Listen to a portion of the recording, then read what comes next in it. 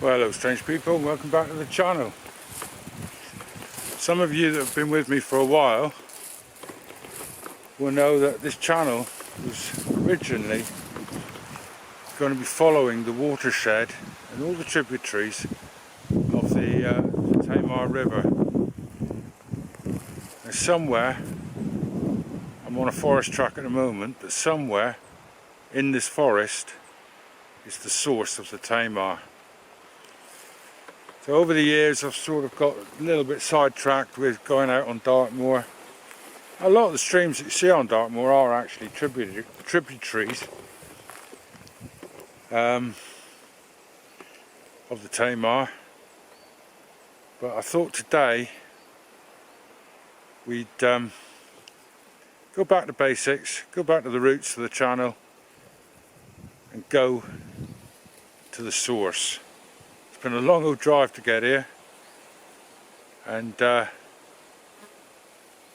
hoping, I don't know if you can see it, but there's an entrance there. I'm hoping that'll take me in. Let's go and have a look.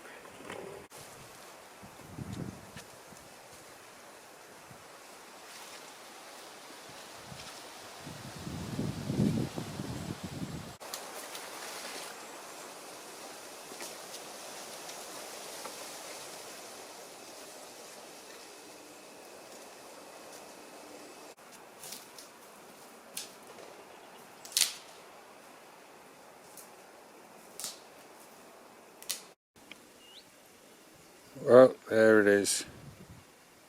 Very, very nondescript. Just a puddle, really.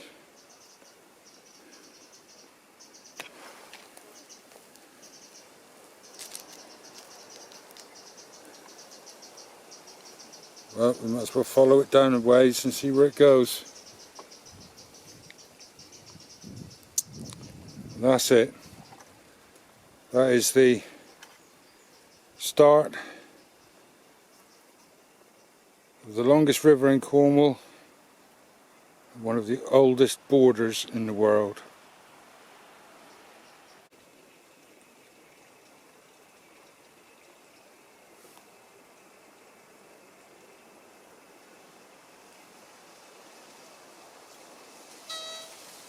Follow the willow trees, even the squeaking ones. Just a few hundred yards down and we've got our first real sign of running water. Our first waterfall, albeit over an old log. It's stopped now. Somewhere in there was something banging on a tree. I would say it was probably deer. This place is absolutely crawling with deer. Look at these.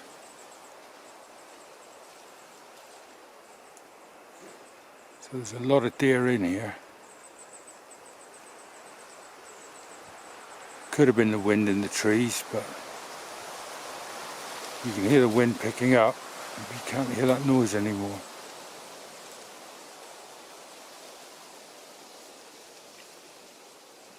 Very strange.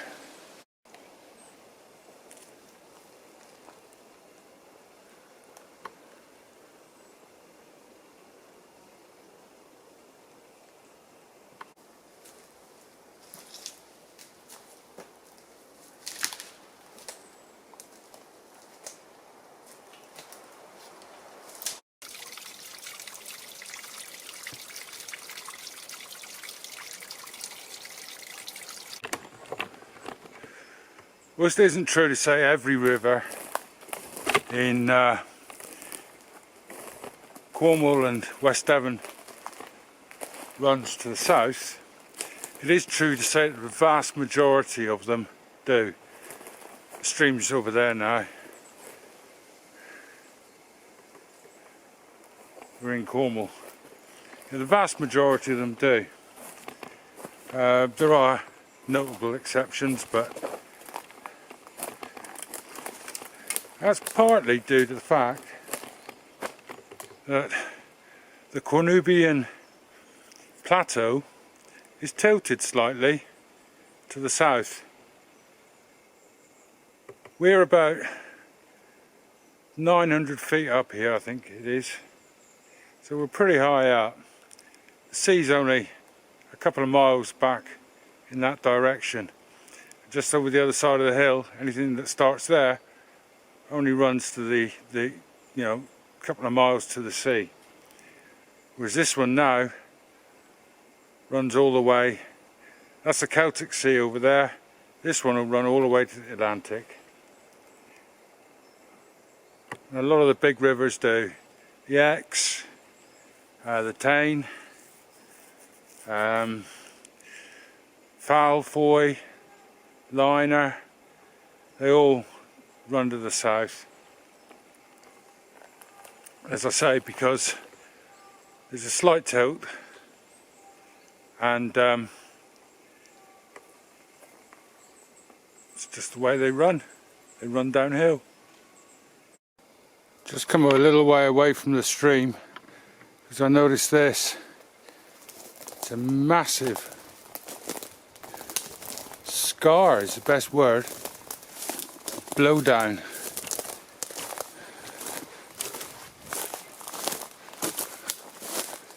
Really weird how we've just been blown down in this line. I don't know if that's showing up in the camera. It's just like somebody's just been through here and cut a piece 50 meters wide. It looks at the far end there. Just drop the trees one on top of the other. Power in nature.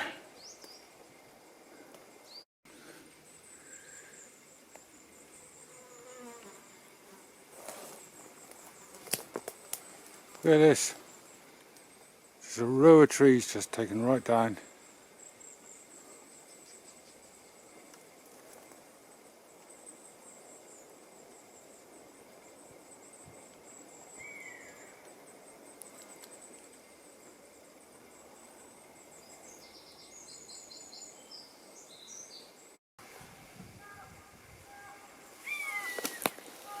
Well, I think that cow and that buzzard are laughing at me. All this time I thought I've been following the stream, the Tamar.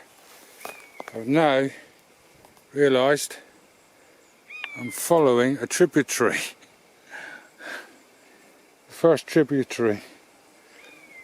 So somewhere through that forest, across that meadow and through that forest, the Tamar continues. I'm guessing it's where those willows are before it gets to the pines. But as it's nearly 30 degrees out there, I don't know what that is in imperial. It's that 32 divided by 9 times about 250 degrees Fahrenheit out there. I'm not going out.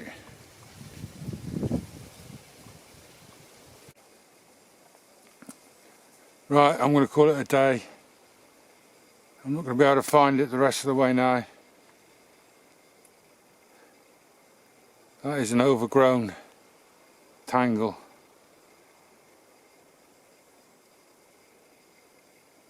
Proper mess. So, I think I'll have myself a brew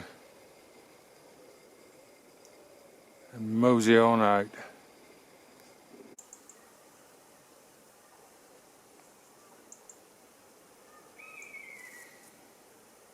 So I know what some of you are thinking. This is probably the most boring video I've ever done. And in large part you're right. So it's been pretty boring for you, I expect. But I've got a plan. My plan is, for as much of the distance as I possibly can, to go the full length of the Tamar and document it. Now, I'm not going to be walking through somebody's fields to do this. I'm not going to trespass. Well, certainly not on my feet. Technically I'm trespassing by doing some of it by canoe. And in one area the gillies are quite fierce. But I want to do as much of it as I possibly can. So anywhere that goes through a woodland like this, hopefully not quite as thick as this, and where it becomes navigable as much as possible. If I can walk it, I will. If I can walk it and drag the canoe with me and paddle, even if it's just paddling 100 yards, I will. And my biggest thing with this, technicality with this, I suppose is the best word, is that I'm a one-man band.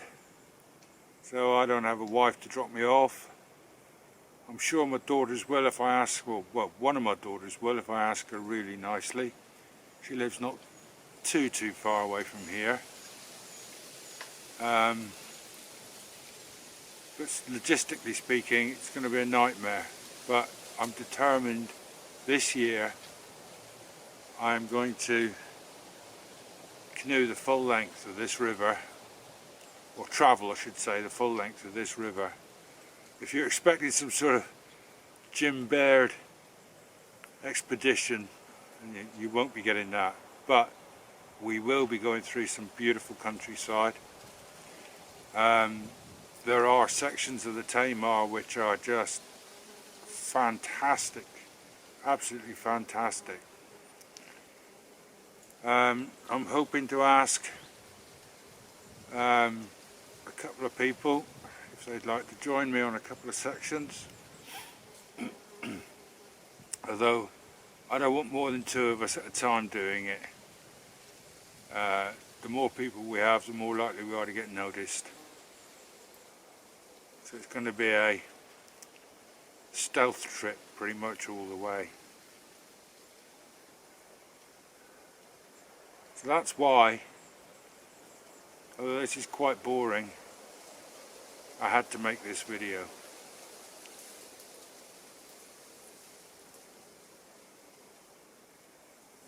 Now I'm going to go and hopefully look at another section of the river, which should be on the other end of that forest that we saw on the other side of that meadow, to see what the river looks like there, see what the forest on the other side, because it goes through another forest, looks like there. I won't film it, I'll save that for another day.